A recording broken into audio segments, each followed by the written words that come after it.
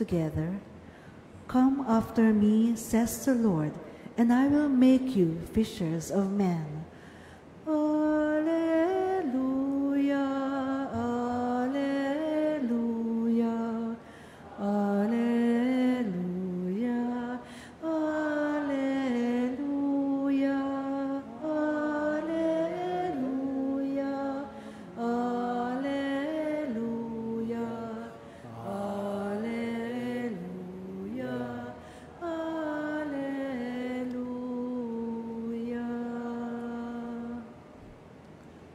The Lord be with you. And with your spirit. A reading from the Holy Gospel according to Luke. Glory to you, O Lord. While the crowd was pressing in on Jesus and listening to the word of God, he was standing by the lake of Gennesaret. He saw two boats there alongside the lake. The fishermen had disembarked and were washing their nets.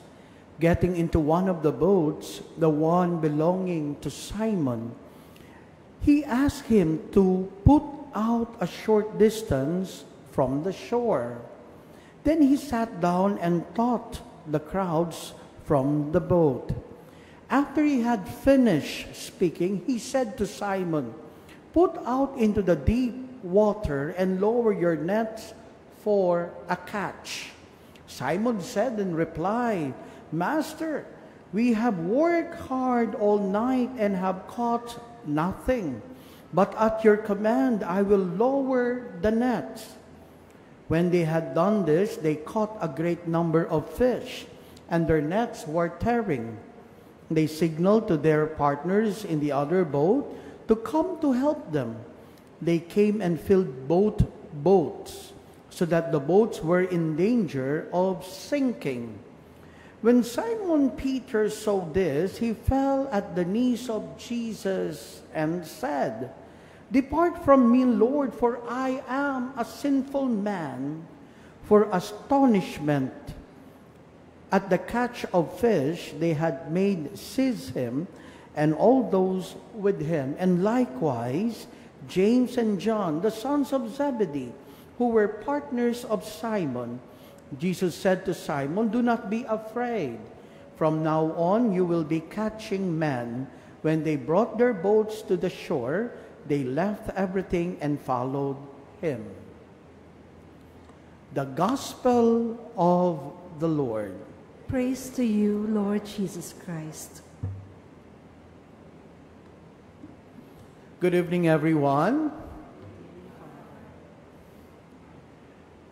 We are asked to be fishers of men and women, ang maging mamalakaya ng tao. How? Papaano kaya? First, follow Jesus closely. Follow Jesus closely.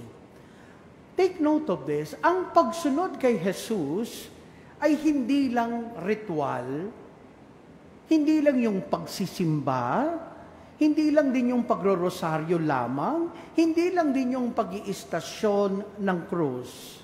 It's more than that.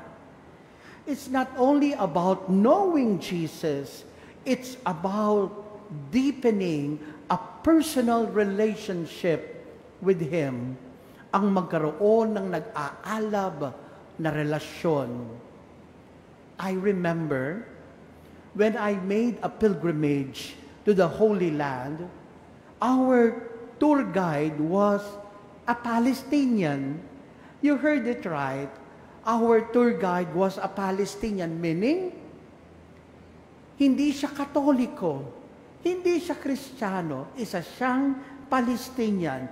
Yes, he is knowledgeable about Jesus and Jesus' earthly locations. But he did not believe Jesus is God. May alam siya tungkol kay Jesus, pero walang kinalaman. And that experience reminded me that being a follower of Jesus is not about information or baptism alone. It requires transformation through close, ongoing connection with Him. That's the first. Follow Jesus closely. Second, how to be fishers of men and women. Second, equip and prepare yourself. Equip and prepare yourself. My friends, becoming fishers of men requires preparation. It's easier than done. Talking about Jesus requires more than enthusiasm. It demands faith, grounded in Scripture. Alam ho ba ninyo, mga kapatid, kaming mga pari, ako, no, kasama ng mga kapatid kong mga pari, nag-aral kami sa seminaryo ng mahabang panahon. Ang mga ibang kasama ko, natapos sila ng 12 years, ang iba 13 years. Pero sa aming kongregasyon, ang Society of St. Paul, 15 years ang aming formation bago maging pari. No? Ang igse, no? Pero, kahit 15 years kaming nag-aaral, maniwala man kahit sa hindi, patuloy pa rin ang aming pag-aaral. Kanina po, dumating po ako dito, ang misa natin ay 6:00. Dumating ako dito 4:45. Ni-review ko, inayos ko ang homily ko. Ibig ko sabihin, hindi lang po ako pupunta dito, tatayo't magsasalita. Dahil si Jesus gusto niya rin kami maghanda para sa inyo, para sa Kanya. At ito rin po ang sinasabi sa atin. If we want to be fishers of men and women, we have to equip ourselves. We have to prepare ourselves. There will be trials along the way that will test our faith, and we have to stand firm. We need renewal through prayer, retreats and recollections, and whatever the church provides. Kaya nga po, hinahamon ko kayo at inaanyayahan na rin. Kapag may narinig kayo o nalaman na may formation, lalong-lalo na dito sa ating chapel, na nagsisimba naman po kayo lagi, I guess, sana grab the opportunity. Grab the opportunity. That is the second.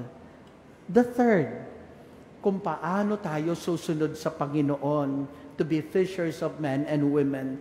The third, cast the net with persistence. Cast the net with persistence.